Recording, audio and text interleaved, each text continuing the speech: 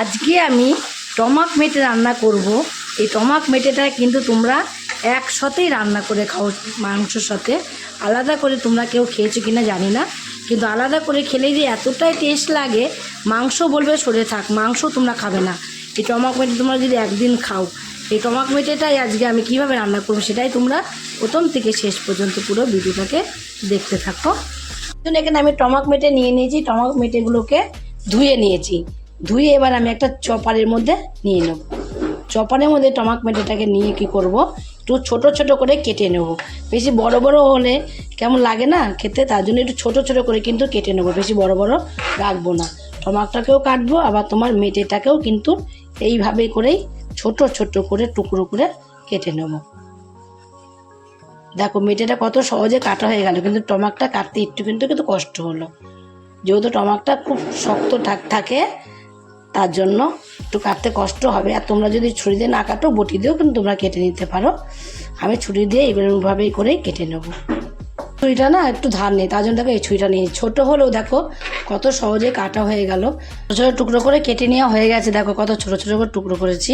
এই ছুরিটা খুব ধার আছে, আগে ছুরিটা আমি কাটতেই পারছিলাম না, তারপর আবার পরে ছুরি একটা নিয়ে নিলাম। দেখো সমস্তগুলো কেটে নিয়ে আমি এবার এগুলোকে সব তুলে নেবো, তুলে এক সাইডে রেখে দেবো। আমার টমাক মেটেগুলো তো কেটে এক সাইডে রেখে দিয়েছি, রেখে একটা মশলা তৈরি করবো। তার জন্য এখানে আমি একটা মিক্সির জার নিয়ে নিয়েছি। জারের মধ্যে দিয়ে দেবো কিছুটা টমেটো, আর দিয়ে দেবো এখানে কটা কাঁচা লঙ্কা। ঝালটা তোমাদের ব্যাপার, তোমরা যে যেরকম খাবে তোমরা সেরকম ঝালটা দিয়ে দেবে। আর কটা রসুনটা একটু বেশি করেই দেবো। আর পেঁয়াজ দেবো, এখানে ছোট্ট একটা পেঁয়াজকে 4 ভাগ করে নিয়েছি, সেই পেঁয়াজটাকে দিয়ে দেবো। আর দেবো এখানে আমি আদা। এগুলোকে সব কিছু দিয়ে একটা মিহি পেস্ট তৈরি করবো। তার আগে অল্প একটু জল দিয়ে দেবো। জল দিয়ে কিন্তু মশলাটাকে তৈরি করতে হবে। অল্প জল দিলে হবে, যেহেতু আমি পেঁয়াজ আছে, টমেটো আছে, অল্প জল দিলে হয়ে যাবে। মশলাগুলোকে তৈরি করে আমি এক সাইডে রেখে দিয়েছি। করে রেখে দেখো গ্যাসে একটা কড়াই বসিয়ে দিয়েছি আগের থেকেই। বসিয়ে দিয়ে এখন কিন্তু কড়াইটা ভালোভাবে গরম হয়ে গেছে। কড়াইটা যখনই গরম হয়ে যাবে, দিয়ে দেবো এর মধ্যে অল্প করে আমি তেল। যেটুকু তেল লাগবে ঠিক সেটুকু তেল এর মধ্যে দিয়ে দেবো। তেলটাকেও ভালোভাবে গরম করে নেবো। গরম হয়ে গেলে কি করব, তেলটা গরম হয়ে গেলে দিয়ে দেবো এখানে আমি একটা আলুকে, বড় সাইজ আলুকে ছোট ছোট গোল গোল করে কেটে রেখে দিয়েছিলাম। সেই আলুটাকে দিয়ে আলুটাকে একটু ভেজে নেব।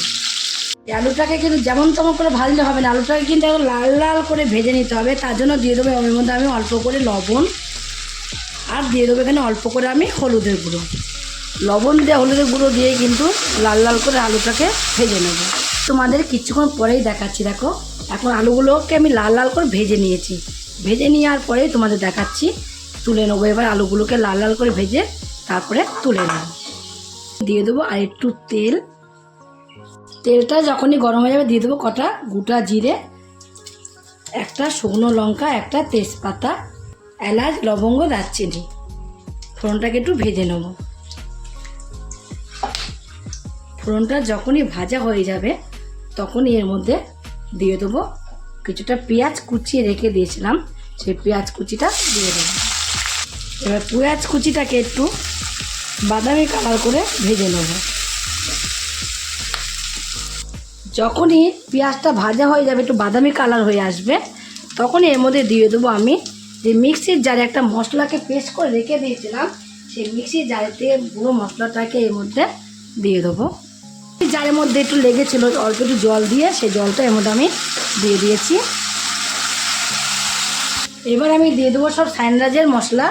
প্রথমে দিয়ে দেবো এখানে আমি হলুদের গুঁড়ো পরিমাণ মতন 1 চামচ, আর এখানে দেবো আমি লঙ্কার গুঁড়ো, যেহেতু কাঁচা লঙ্কা দিয়েছি 1 চামচ, ধনের গুঁড়ো দেবো 1 চামচ, জিরের গুঁড়ো দেবো 1 চামচ, লবণ দেবো স্বাদ মতো। আমার সাইনাজের বাস্ক নেই বলে কিন্তু আমি সাইনাজের কৌটোর মধ্যে গুঁড়োগুলো সব কৌটোর মধ্যে রেখে একে একে দিয়ে দিয়েছি। এবার স্বাদ বাড়ানোর জন্য দিয়ে দেবো এখানে আমি অল্প একটু চিনি, আর দিয়ে দেবো এখানে দেখো একটু ম্যাগির মশলা করে 1 চামচের মতনই দিয়েছি।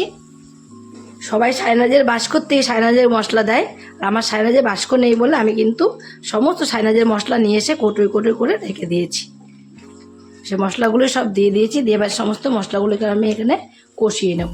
স্বাদটা অনেকটাই বেড়ে যায়, তাই অল্প একটু হলেও তোমরা কিন্তু অবশ্যই এর মধ্যে চিনি দেবে। এবার আমি কষাতে থাকবো, যত সময় একটা তেল না বেরোবে তত সময় কিন্তু মশলাটাকে আমি কষাতে থাকবো। জল তো আমি দিয়েছি, অল্প করে জল দিয়ে দিয়েছি, মশলার জারের থেকে মধ্যেই একটু জল নিয়ে দিয়ে দিয়েছি। এখন দেখো আমি কিন্তু তোমাদের কিছুক্ষণ পরেই দেখাচ্ছি, মশলাটা কষিয়ে নিয়ে তারপর তোমাদের দেখাচ্ছি। দেখো চারিদিক দিয়ে কীরকম তেল বেরোচ্ছে, তোমরা দেখলে বুঝতে পারছো যে চারিদিক দিয়ে মশলার তেল বেরিয়ে গেছে। এখন এবার আমি যখনই মশলার তেলটা বেরিয়ে যাবে তখনই কি করব, তখনই এর মধ্যে আমি যে টমাক মেটেগুলোকে কেটে রেখে দিয়েছিলাম সেই টমাক মেটেগুলোকে এর মধ্যে এবার আমি দিয়ে দেবো। দিয়ে এবার টমাক মেটেগুলোকেও কিন্তু আমি মশলার সাথে একটু কষিয়ে নেব, ভালোভাবে কষিয়ে নেবো। দেবে কষাতে কষাতেও কিন্তু একটা তেল বেরিয়ে আসবে। এই যে আমি কষাচ্ছি, কষাতে কষাতে আরও আবার একবার তো তেল বেরিয়েছে মশলার থেকে, এবার বেরোবে এই টমাক মেটের থেকে।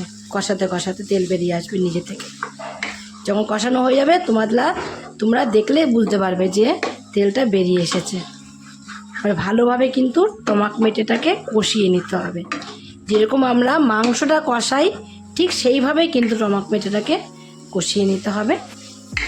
দেখো কিরকম তেলটা বেরিয়ে গেছে, তোমাদের বলেছে না কষানো যখন হয়ে যাবে তখন দেখবে আবারও তেল বেরোবে প্রচুর।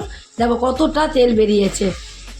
এবার আমি কি করব, যে এই আলুগুলোকে আমি ভেজে রেখে দিয়েছিলাম সেই আলুগুলো এবার দিয়ে দেবো। এগুলো কষানো হয়ে গেলে তেল বেরিয়ে আসলে আলুগুলোকে দিয়ে দিতে হবে। আলুগুলোকে দিয়ে এবার সব কিছু মিশিয়ে আমি আবার একটু কষিয়ে নেবো। শুধু কষানোতেই কিন্তু খাওয়া হয়ে যাবে, কষানোতে সব সিদ্ধ হয়ে যাবে, আবার কষানোতে তোমার রান্নাটা আমার পুরো কমপ্লিট হয়ে যাবে। আলুগুলো দিয়ে একটু কষিয়ে নেবো কষানোতে। টমেটো তো পুরো সিদ্ধ হয়ে গেছে। এবার কী করবো, আমি সামান্য একটু জল দেবো। কেন জলটা দেবো বলো তো, একটু গ্রেভি রাখবো। একটু গ্রেভি রাখলে না ওই দিয়ে তোমরা ভাত রুটি পরোটা সব কিছু কিন্তু তোমরা এই দিয়ে খেতে পারবে। এই রেসিপিটা খেলে একদিন তোমরা মাংস খাবে না। এইটাই দেখবে রোজ রোজ তোমার বাড়িতে রান্না করে খাবে ঠিক এইভাবে। আর অনেক এখানে গোপন টিপস আছে, টিপস সহ করে তোমরা কিন্তু রান্নাটা করবে। দিয়ে রেখে দেবো আর কিছু সময় ঢাকা দিয়ে রেখে দিয়েছিলাম। এবার ঢাকনাটা নামিয়ে দেবো। নামিয়ে এখন দেখো একদমই কিন্তু কমপ্লিট হয়ে গেছে। আর তোমাদের আমি আগেই বলে দিয়েছি যে এইটুখানি গ্রেভি কিন্তু রাখবো। একটু গ্রেভি না রাখলে রুটি পরোটা খেতে অসুবিধা হবে। গ্রেভিটা দিয়ে কিন্তু তোমরা খেয়ে নিতে পারবে, রুটি পরোটা লুচি সব কিছুর সাথে এটা খেতে পারবে। এবার আমি নামিয়ে দেবো। নামিয়ে দেওয়ার আগে দিয়ে দেবো ছাই গরম মশলা অল্প করে ছড়িয়ে দেবো। অল্প করে ছড়িয়ে দিয়েই একদম কমপ্লিট হয়ে গেল। এবার নামিয়ে দেবো। গরম গরম দেখো আগেই বলেছি যে গরম গরম সার্ভ করে দেবো। আর গরম গরম যে এটা কি ভালো লাগে করে নামিয়ে নিয়েছি। নামিয়ে এবার দেখো সার্ভ করে দেবো। তোমরা এইভাবে একদিন শুধু রান্না করে খেয়ে দেখবে, যদি তোমাদের কাছে ভালো লাগে। তোমরা যদি ফেসবুক থেকে দেখো ফেসবুকের পেজটি ফলো করে দেবে, যদি ইউটিউব থেকে দেখো ইউটিউবের চ্যানেলটি সাবস্ক্রাইব করে দেবে, পাশে থাকা বেল আইকনটিটা প্রেস করতে ভুলবে না। তাহলে নতুন নতুন রেসিপি তোমাদের কাছে তাড়াতাড়ি পৌঁছে যাবে। আমার চ্যানেলে কত বন্ধুই থাকো, সাবস্ক্রাইব করেনি প্লিজ সাবস্ক্রাইবটা করে দেবে। সবার আগে তোমাদের কাছে নোটিফিকেশন ঢুকে যাবে। ছোট্ট করে লাইক করো, কমেন্ট করো, অনেক অনেক শেয়ার করো। নমস্কার বন্ধুরা, দেখা হবে আবার পরের রেসিপিতে।